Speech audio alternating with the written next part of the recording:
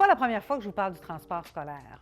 Vous ne savez peut-être pas, mais je vais vous le rappeler, en 2022, on a été capable d'obtenir du ministère de l'Éducation une part de subvention améliorée, entre 15 et 30 que la CAQ a décidé d'investir dans chaque route au Québec, chaque route de transport scolaire.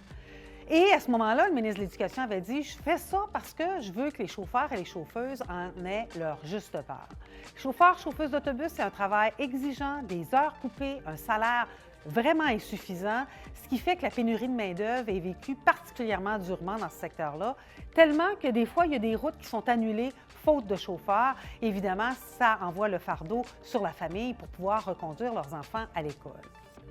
Ça fait 2 ans donc qu'on négocie et sur 32 syndicats qui négocient, 30 sont allés chercher des mandats de grève, 19 l'ont exercé, dont 2 qui sont en lock-out en ce moment.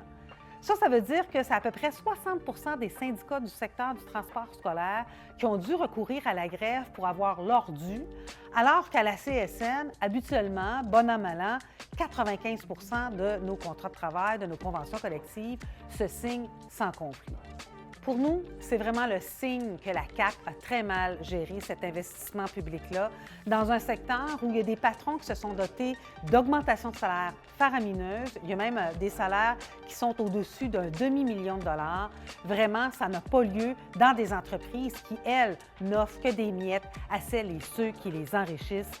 Il faut que l'argent se rende à celles et ceux qui donnent le service dont la population a besoin.